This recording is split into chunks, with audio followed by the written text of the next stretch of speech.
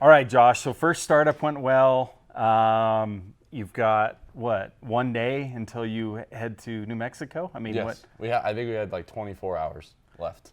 24 hours left. So engine's running good. You get we dynoed it, right? Yes, we did on fuel only, just to make sure everything was good. Couple dyno pulls. Would you get like mid 900 horsepower, something, nothing crazy? Nope.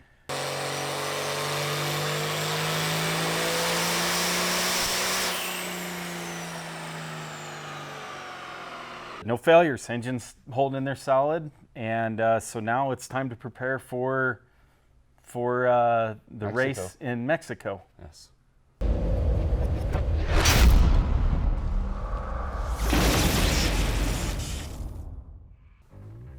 The new version of Mexico. Yes. It was very interesting. But no, we just didn't want to, I forgot the nitrous. That's probably why we didn't use it on the dyno that night. But we got it all packed up, pulled it off, and then the next night we started getting ready. And Myer's truck is two-wheel drive, so we had to go to the two-wheel drive guru for a little help. How many sets of slicks did we bolt on Myer's truck that night? So if you guys aren't familiar, Myer's got that little shorty that makes 1,100 horsepower, whatever.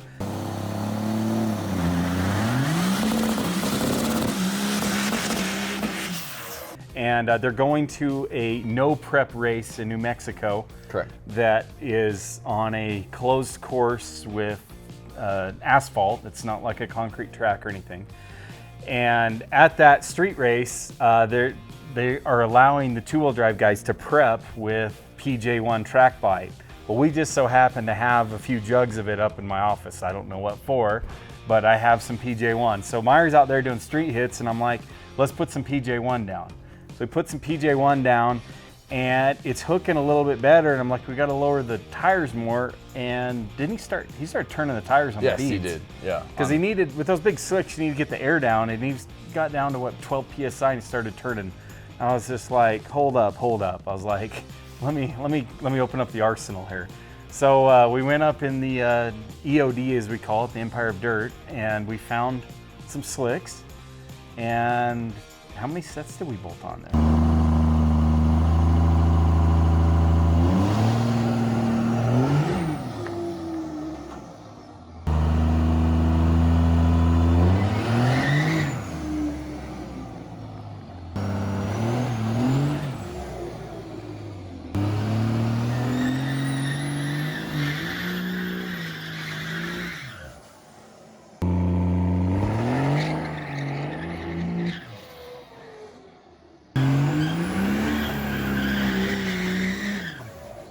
I think we had Myer's set, and then we bolted on your small set.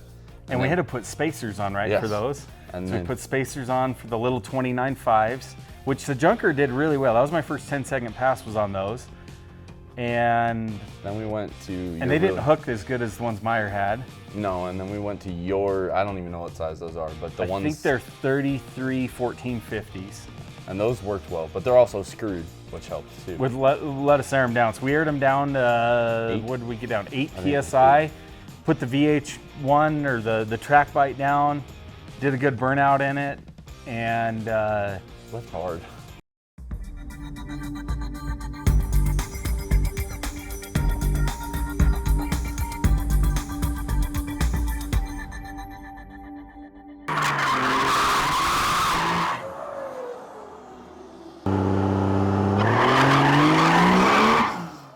So after the test hits in the parking lot, we decided Myer's truck was ready for a couple gears now. Yes. So we went to a closed course. We put some VH1 down, and then did we put more weight in the back too? If we give them some more ballast. So we had some tractor weights laying around that we threw in the bed. And not only that, Myer also did some sweet mods on his. That's a secret. You shouldn't tell people about his secrets to make it hook. My bad, Mur.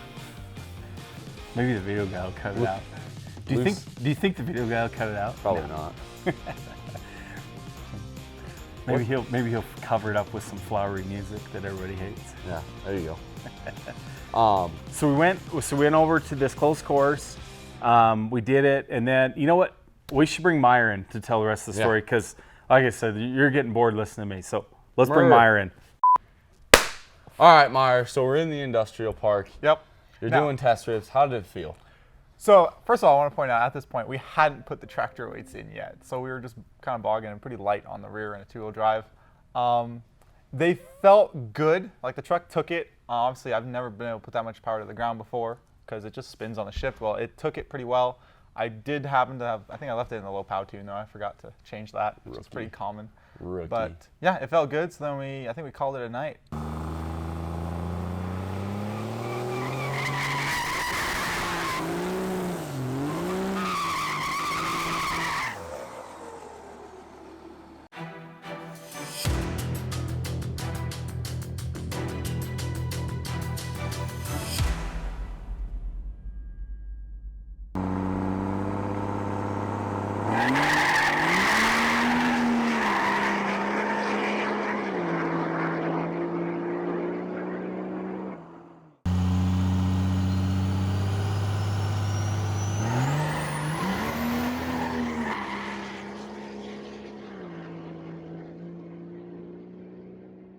And then the next night, I wanted to make sure the 2005 would actually go straight before I lined up next to anybody. I didn't want to be the problem. Yeah. So I did one test hit, felt solid. It looked great.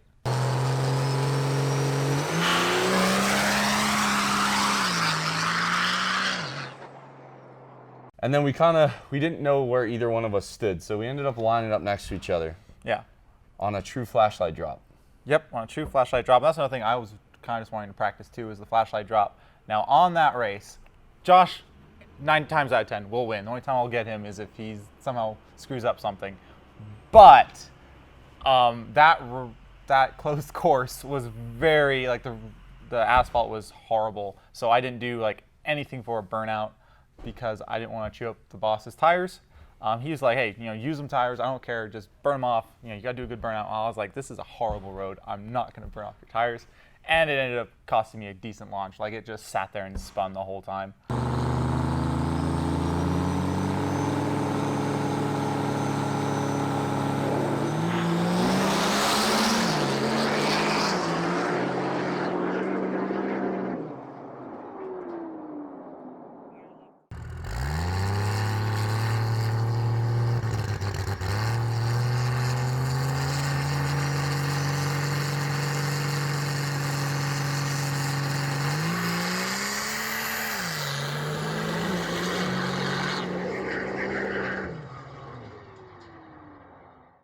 Like, I don't know if the footage shows how much I was correcting the steering, but yeah, it was I pretty remember rough. you taking off before the flashlight. That's what I remember. So far, we're like 3 for 3 on that. Yeah. So I was happy, but clearly we needed to work on Myer's truck a little bit more, which, to be fair, two-wheel drive on a asphalt road, it's going to need more work. Yeah. I don't think we really realized how much work it needed until we lined it up next to my four-wheel drive truck on radials. So we went back to the shop. Yeah, at that point, I was like, okay, well, what else am I going to do? Like, we can do some small stuff, but I was like, I'll never be competitive. And so I was like, you know what? I'll have fun. That's all that matters. When Josh was like, hey, we got some tractor weights. And I was like, tractor weights might help. So then we got back, and I think we put the tractor weights in the bed. We aired down the tires a little bit more, went back, did another test hit, and that one felt pretty good. And so we're like, you know what? It looked good.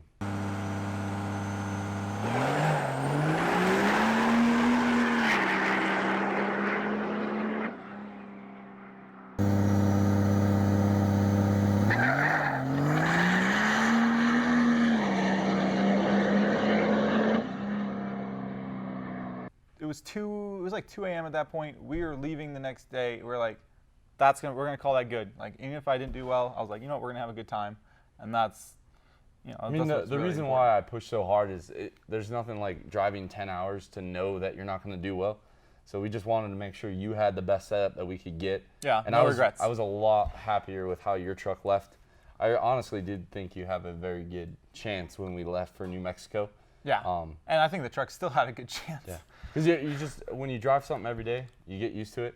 So we go to bed. I had my buddy Dylan come up from Vegas. He came with us. Yeah. We get back to the shop 10 o'clock in the morning, and it's the typical stuff. We got to fix trailers. We got to load up trailers. I had to make sure I had enough nitrous, so I bought a 50-pound bottle, mother bottle. I had to put PDD boots on Toe Nasty because the Chinese ones kept blowing off on my ride last time I went on a haul. So we swapped those out. I was like, I don't want to deal with this. So we get everything loaded up. I have my 4th gen. Myer has his Toe Nasty 2nd gen, and we head east.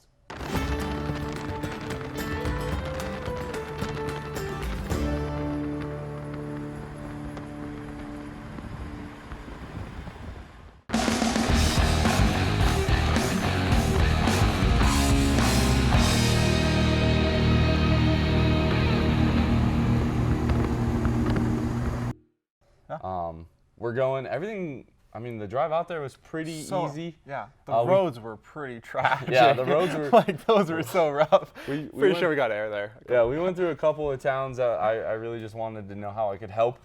But I will say, towing on the West Coast, for people that don't know out here, we went over an 8,000 feet pass during the day. It was like 95. Neither one of us had any issues. We went down through like the Grand Canyon area, like Page, Arizona, and then we shot down, went through, it was like Native American Indian reservation after Indian reservation. Yeah. We'd never gone that route, so I was a little nervous on fuel. The Mega Cab's tank is like 32 gallons, so I'm always worried about fuel. We got to Gallup, New Mexico, and we stopped at a Sonic. Myer had never eaten at a Sonic before. I feel like you're fast forwarding. First, this man's just leading me. He's always worried about his fuel tank. It's true. And he's like, hey, next gas station, we're stopping for fuel. I see this man pull over. I pull over. I look at the sign. It's Gap City, the Gap City Express gas station. No, Gap Express. I'm sorry. Gap Express. He took me to Gap Express. I was like, you know what? You would take me here. Yeah. It's like, I know. Okay, you got the Superior truck. That's fine. So we go over the Continental Divide right around New Mexico, Arizona border. This time we're on the Interstate 40. We get to Gallup.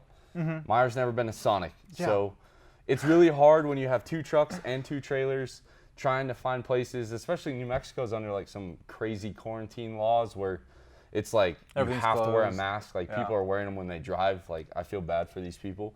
But anyway, we get there and we pull up and there's plenty of room to park. So what do we do, Myer, when we get to Sonic? So we parked along the side, walked up to the order little booth there, grabbed 3 lawn chairs and a Bluetooth speaker and jammed out to Taylor Swift. Yeah, we had Tay-Tay, Sonic in Gallup, New Mexico. That was a great time. It was.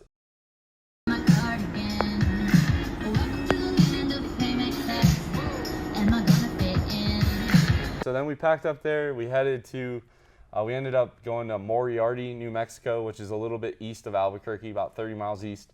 And we had a hotel. We crashed that night. Got up the next morning. It was weird not having anything to work on. So I changed the oil on the 05 real quick. Myer did a couple odds and ends. I got some more fireworks from the fireworks inn.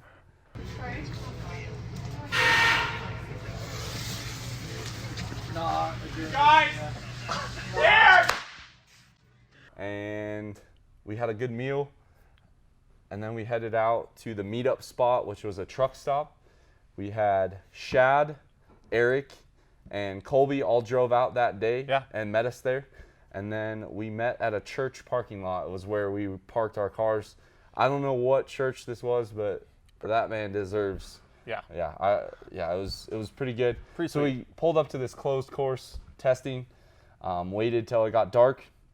Yeah. And everything's good. We got Myer's truck swapped over. My truck seemed to be working. I tested everything. Everything was working as it should be. I was like, perfect. So we do the chip draw. Yep. Now, there are 20 trucks that are there. There are some guys I'd never heard of, some Duramaxes. I don't know if there was any Power Strokes there. There were some Cummins trucks, but I'd say I knew probably at least half the people, or at least knew what their trucks were capable of.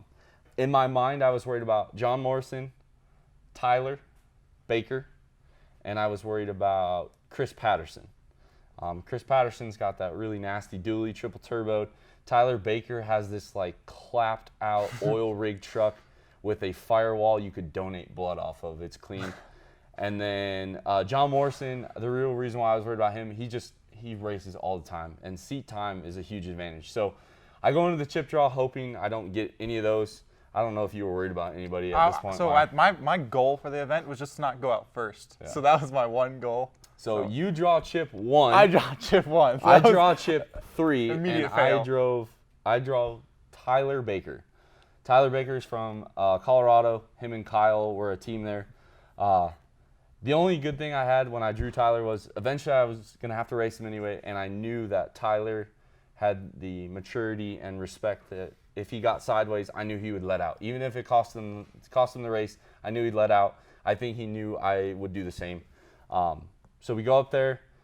We're the first 3 pairs. So we both drive up there, and Myer is supposed to go first. I don't know how it happened where you ended up going before I. I'm trying to, the spool jet quit working. I still don't know what happened there. The relay clicks, the solenoid does not click. So I'm trying to stage a 488 at 6,245 feet of elevation, and I panicked. So Tyler, being the sportsman that he is, hands me a 61 jet. Me being the moron that I have proven to be from time to time, I dropped it in the middle of a road with no flashlight. So I panicked. I ended up just hooking up the scramble jet, which was a 78 orifice, and I feel like I staged that pretty well. It backfired a few times. It did backfire, but you staged it quite well. And then I left when I was ready, not when the light went on. So I took the first round L on a flashlight jump. Tyler then left right after me. Unfortunately, Chase was not a race in this case, so I did lose first round. Not gonna lie, I was pretty disappointed in myself.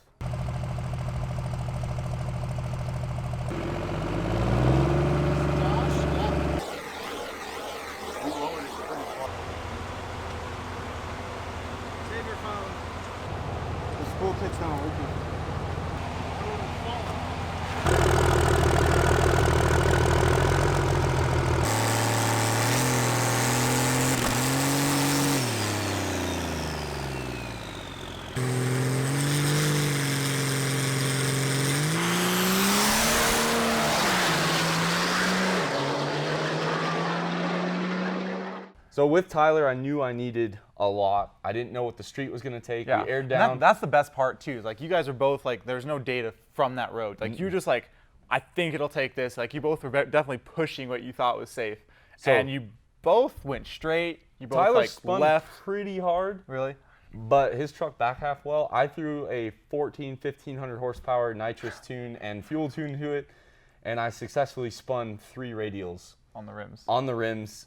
It left straight. I let out around the top of second gear. I think I grabbed third and just kind of let it run out, but I stayed out of it. I was like, this is dumb. Like, I lost already.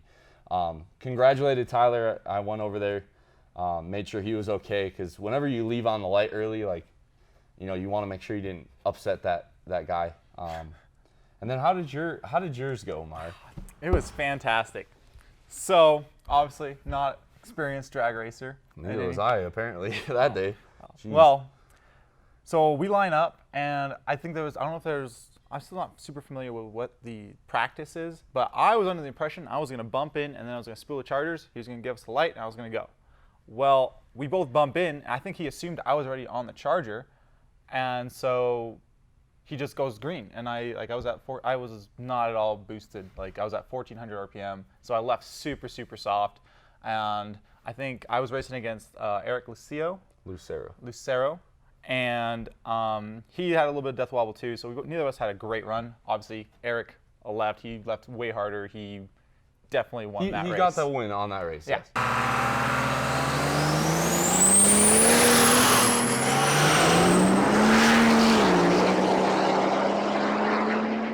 He for sure got that, and he was like, then after the race, he came to me. He was like, "Yo, what happened? Like that was, not what he's kind of expecting." I was like, "Well, yeah, I left early. I was not even close to ready." He's like, "Oh, that's kind of BS. Do you want to run again?" And I was like, actually, I would, because if nothing else, I drove 10 hours, and even if this doesn't mean anything, it'd be nice to be able to get a little bit more than one, rip down the track. So. What a sportsman. I mean, absolutely. Eric did not have to rerun. He got the W. In fact, the people that put on the event, which was 1320 diesel, even was like, that's pretty rare. Yeah. So Eric's a stand-up. Both him and his brother Steve are out there. Both of them stand-up guys. So Yeah. Just I personally would like to say thank you to Eric because I'll be honest, not a lot of people would do that. Yeah.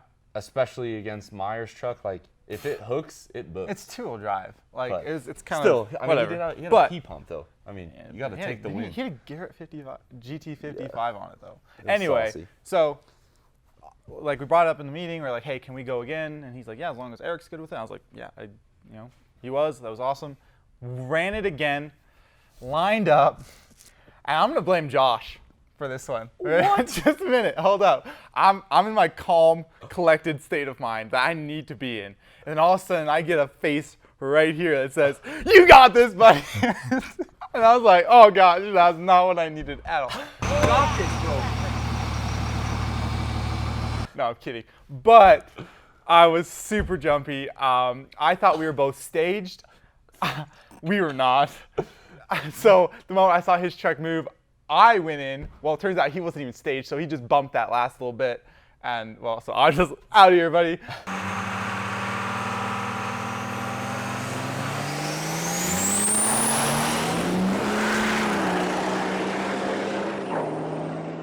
And the best part is, I didn't even get a good pass like to see like how it went, because once I realized what happened, I let out. And then, well, at that point, Eric had already taken off, and I was like, okay, well, might as well get back into it again. I had lost all boost, had to respool the charger again. So it's kind of like, if nothing else, I wish I had just like stayed in it, But hey, it is what it is. It was fun. It was fun for sure. And I feel good because if I had one, then I would have felt bad that I had just knocked Eric out, which wasn't very likely. But he did a kind gesture. I did a kind gesture by allowing him to win again. So. I got my second run out of it. He got a dub, dub. He got data. He did. Which is helpful in a race on that no prep surface. But yeah, everything went off without a hitch. Nobody got hurt. A couple trucks got squirrely, which shout out to Chris Patterson for being man enough to let out. He did lose that race, but he let out. I think if he would have stayed in it, he might have been able to chase him down, but he made the right call, which isn't always easy to do when there's money on the line. Yeah.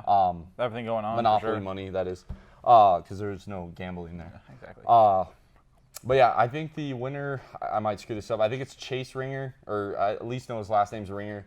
He has a single cab with a headache rack and some wicked wheelie bar exhaust going on. He ended up, he did win.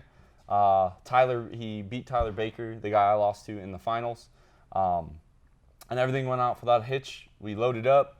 We stayed the whole event, even though we lost first round.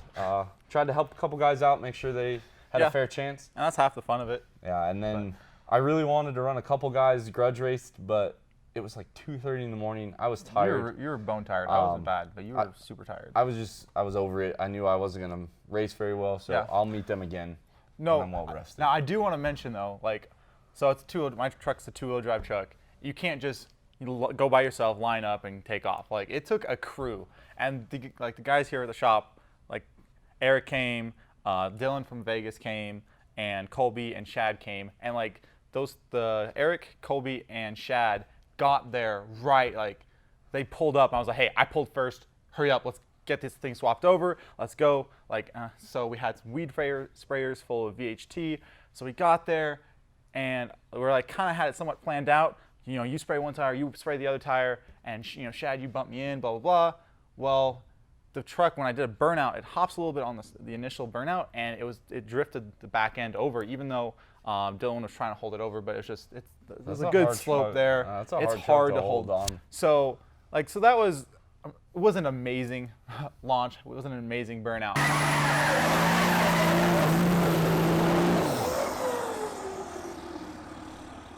Well, that second round, we're like, hey, guys, we kind of got a better idea what's going on. I was like, Shad, you are team leader here. You tell everyone what to do. Tell me what to do. And I was like, and then Dylan and Colby, they sprayed down the tires. I started my burnout. They both went to that same side of the bed, and they were holding it. I did not realize what was going on and how much they were sitting there trying to hold it, and how awesome that burnout was, and how perfect it was, until I saw some of Eric's footage on just how they were putting their weight into this thing, trying to keep it steady, and they did it. So I gotta say, big thanks to those guys. They just literally showed up, and I come straight to work to hopefully get the thing to go down the track. And I'll say, it did good. That second time, I did let out, but I launched good for the first. I was in power for 10 feet or so, and no spinning. That's definitely the most power that the truck has ever put down from a launch. And so it was pretty awesome. Sounded good. Looked good. So we left that night. We went back to the hotel. Man, we had a lot of men in my hotel room. That's all I have to say. Yeah. And I was not cold. So we stayed the night. We got packed up the next morning. And my favorite part of the whole trip, I think, was towing home. Yeah, we couldn't race the race trucks. By God, we were gonna race the tow trucks. Yeah, My trailer, he's got gooseneck and he's got heavy. His whole setup's heavy. Mine, I'm a little bumper pull with a shotty. So like. And compound turbos. And compound, so I have a little bit more cooling system than he does. And we were going up Black Ridge. Like I'm just here looking at my coolant tabs, looking at I have the heater on with the windows open. I'm like, how is this guy doing this? I was ready to melt the pistons out of that engine before I lost the Myer. Finally, I was coming in for a pass. He's like, over the radio, yeah, we should probably slow down. I think the speed limit. I was like, okay, buddy. The speed limit was 70. We were going 75. But I gotta be honest, that 68 and that 2011. Dude, it's a great tow truck. That's a dialed setup. I got the same fuel mileage I did before. With bigger fuel stuff from Dynamite diesel, and then we put one of our power-driven diesel replacement heads on there. So don't worry about EGTs with our cylinder heads, guys. I can guarantee you 1650 is achievable and sustainable for quite some time. The valve seats did not fall out. Coming from a 2011 stock head that had some gunk in it, the head did seem to make a little bit of a difference. Not anything crazy, like I didn't unlock magical horsepower, but I think did seem the to flow EGTs better, but the seemed EGT lower. control was a lot better. Because of course, like we're diesel enthusiasts. As we're going on the road, half of what we're saying is like, oh, we're at this X boost and this much EGTs. This and RPM. It's fun. But yeah, I had probably more fun on the way home. I'm sure Eric's gonna sprinkle in some rollers. I think Colby and I locked into a race and I pulled on him. Apparently Colby wasn't racing, but I just think he's scared to admit that the 6.0 is getting walked on with a gooseneck. But either way.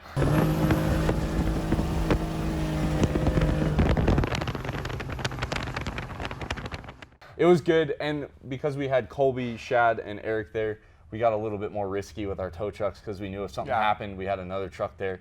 And I think we averaged 61 miles per hour on the way home. Sorry, Molnar on the way home. I don't even know, but I was keeping track when we went over that mountain range. Yeah. Like we went from 3,400 feet, I want to say, to like 7,900 feet in the course of less than an hour. And we were bogging up those grades too. This man set the pace, and I was like, I'm not falling behind. I passed people on a 2-lane road going up a hill in that 6.7, and man, it was fun. And we made it back here. We didn't lose anything. We didn't break anything. Yeah. Like the whole trip was super like. And we're excited. Talking to Austin Alt, the guy that put the event on. We're already in talks to do another one, East Coast, West Coast style. So between myself and Cody Fisher, we're gonna get some teams together and get ready to do this again in the spring. It was a lot of fun. Oh, for I sure. learned a lot, and the cool part was I didn't break my truck, and I didn't break either truck. Like all the trucks drove home. It was, I mean, that's a pretty good time. Like it's a win right there. Realistically, the things that we screwed up, we can work on in the parking lot every day that ends in Y, which is apparently a flashlight. Yeah. I just need those like horse blinders. Like everything else is just a blur, just the light. Like we'll get there. So hopefully you guys enjoyed this video. I did gap Tim this morning. Just working on it. So hopefully you guys like this video. Give it a thumbs up. Give us a comment. Make sure you subscribe. Myer and I are now kind of getting into more of the grudge racing, so maybe we'll sprinkle some more of that in there.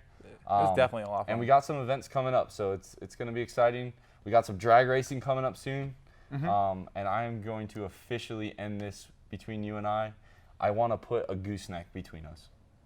You want to put a gooseneck? Yeah, I want 35 feet between my back bumper and your front bumper at the airstrip. We're going to settle this, dude. We're done. That's a little rough. I want to make. Is that nitrous still for sale? I want to make you sell it. That's where I'm at, because it was too close for comfort. So anyway, guys, thank you. Hopefully you enjoyed this video. Have a good one.